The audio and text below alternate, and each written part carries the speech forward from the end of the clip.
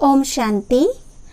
आज बाबा अपने अति स्नेही बच्चों को देख रहे हैं, जो बच्चे बाबा के इस विश्व परिवर्तन के कार्य में सहयोगी भी हैं।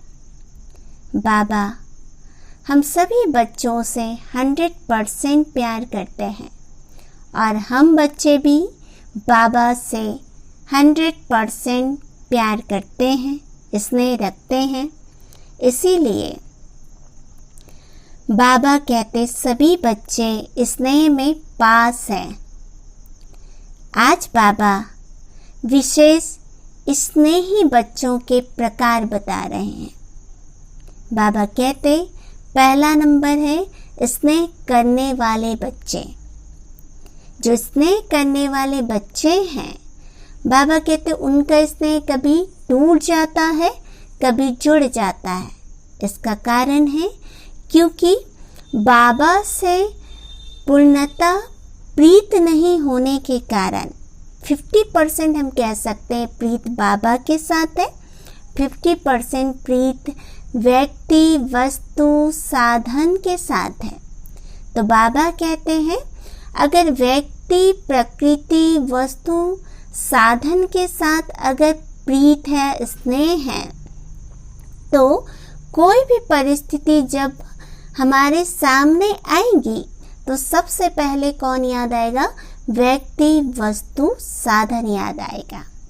तो बाबा कहते हैं कि उन आत्माओं को बाबा से प्रीत जोड़ने में मेहनत करनी पड़ती है, क्योंकि कोई भी परिस्थिति में पहले व्यक्ति या साधन याद आता है।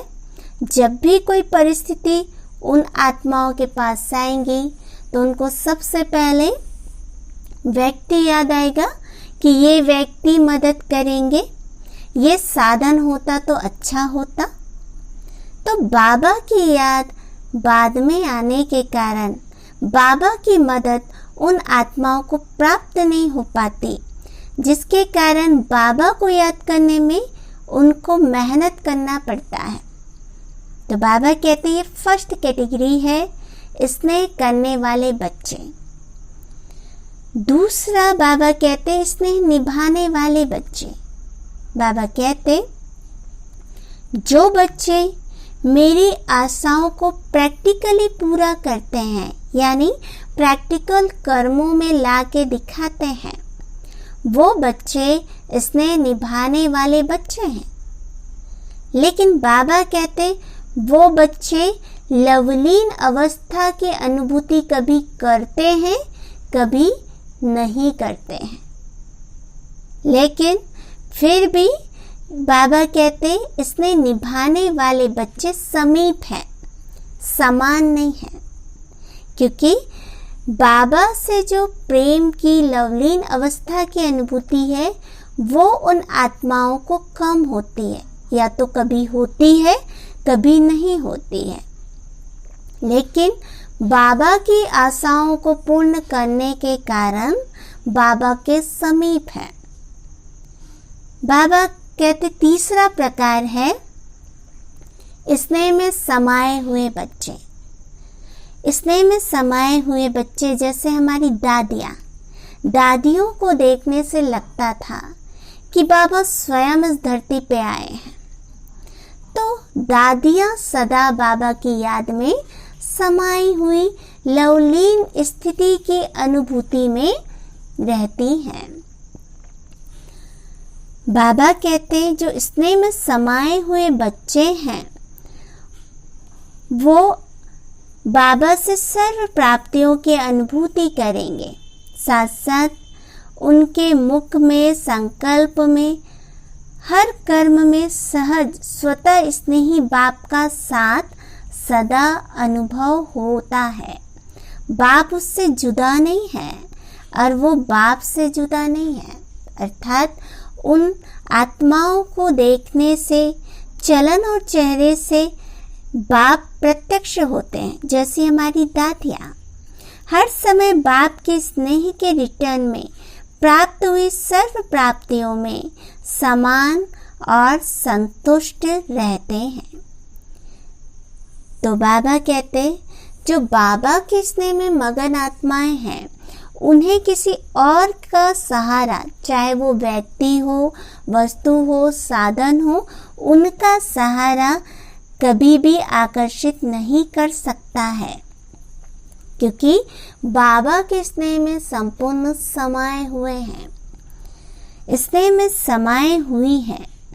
सदा सर्व प्राप्ति संपन्न होने के कारण उन आत्माओं को, जो समाये हुए बच्चे हैं, बाबा कहते उन आत्माओं को सदा बाबा के स्नेह में समाये होने के कारण एक बाप दूसरा ना कोई इसकी अनुभूति होती है। साथ साथ वे आत्माएं केवल बाबा को ही संसार मानते हैं। तो बाबा कहते सबसे श्रेष्ठ जो है वो तीसरी प्रकार की आत्माएं हैं। तीसरा प्रकार जो स्नेह में समाई हुई अनुभूति करना। तो बाबा कहते हमें इस अवस्था की प्राप्ति करनी है। हमें अपनी अवस्था को बाबा के स्नेह में मगन लवलीन अवस्था की अनुभूति करनी है। बाबा के स्नेह से दूर होना यह मुमकिन नहीं। जब एक बाप को संसार बना लिया तो बाबा कहते संसार में दो बातें हैं, एक व्यक्ति होता है और दूसरा वैभव और साधन होते हैं। तो बाबा कहते चाहे लौकिक संसार हो चाहे अलौकिक संसार, दो ही बातें आकर्षित करेंगी। लौकिक संसार में भी व्यक्ति, वस्तु, साधनों की प्राप्ति ही व्यक्ति को आकर्षित करता है। अलौकिक संसार में भी बाबा कहते हैं व्यक्ति, वैभव और साधनों की प्राप्ति है।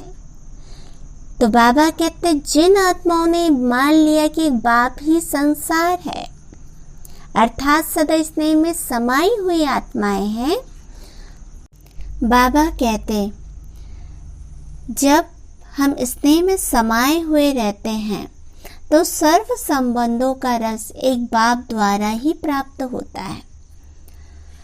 बाबा को संसार बना लिया, इसका अर्थ है बाबा से ही सर्व प्राप्ति मुझ आत्मा को करनी है।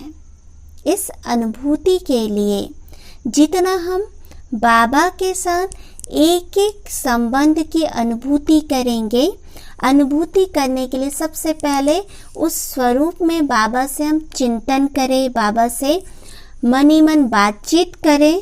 फिर बाबा से उस संबंध की हम जब अनुभूति करते हैं तो बाबा कहते जब सर्व संबंधों का रस एक बाप से प्राप्त होता है तो स्वतः ही हमारी बुद्धि फिर अल्पकाल के संबंध में नहीं जाएगी।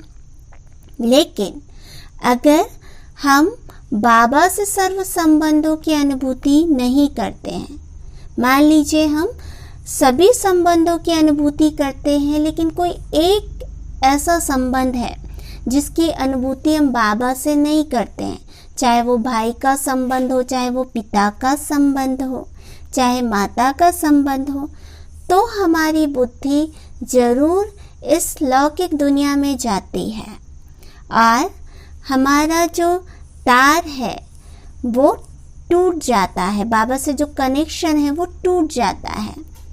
तो बाबा कहते इससे सर्व संबंधों की रसना आत्मा को प्राप्त नहीं होती है, तो हमारी बुद्धि व्यक्ति, वस्तु, साधन, अल्पकाल की सुविधाओं की तरफ बुद्धि जाती है।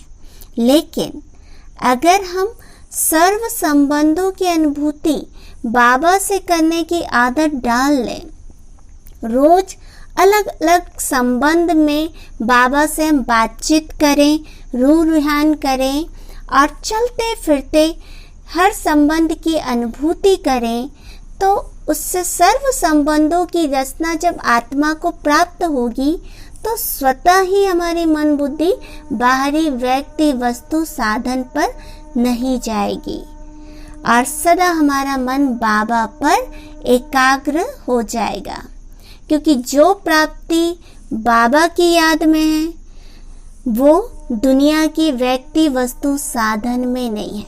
लेकिन जब तक वो टेस्ट आत्मा को नहीं आया है तो हमारी बुद्धि जरूर बाहर जाएगी। इसीलिए आत्मचिंतन द्वारा उस संबंधों की अनुभूति जब हम बाबा से कर लेते हैं और वो टेस्ट जब आत्मा को आ जाती है तो हमारी बुद्धि फिर बाहर व्यक्ति वस्तु साधन में नहीं भटकती है।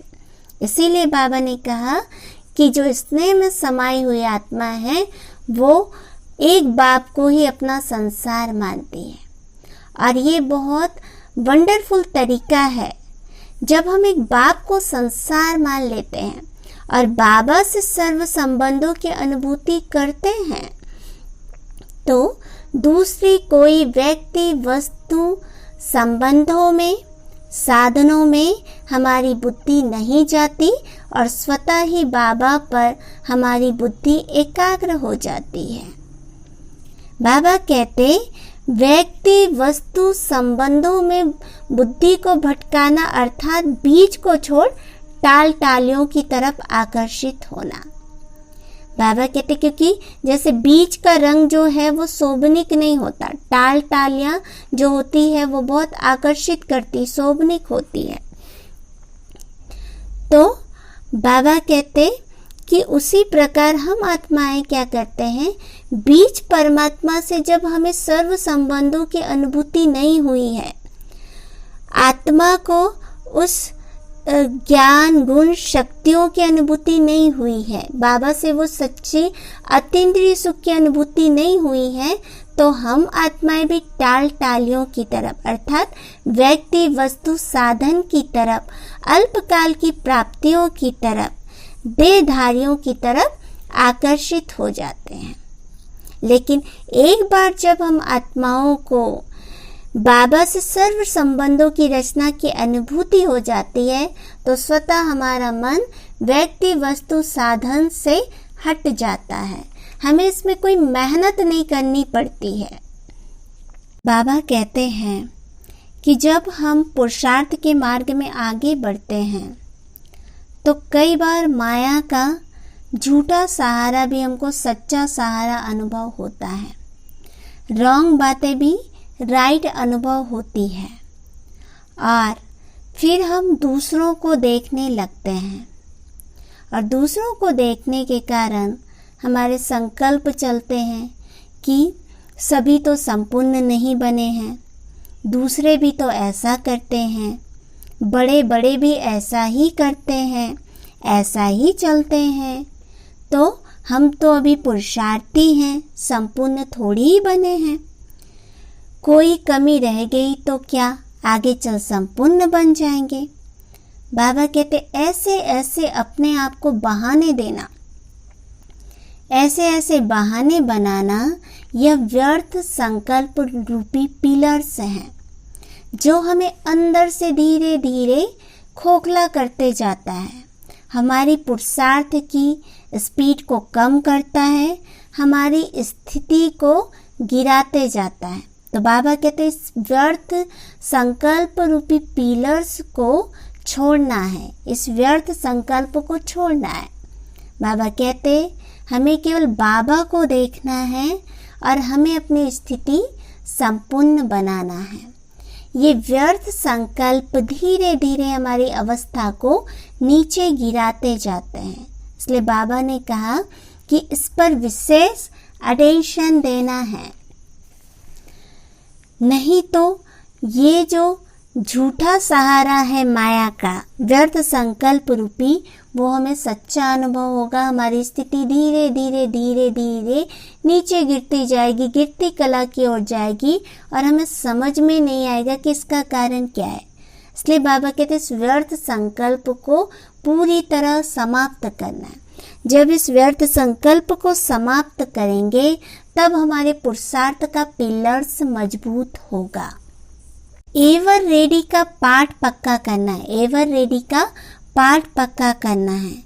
बाबा कहते जब कोई परीक्षा सामने आता है और उस समय मान लीजिए हम मूंझ जाते हैं और उसी समय बाबा कहते हैं कि अगर हमारा शरीर छूट जाए तो हमारी अंतमति सो गति क्या होगी।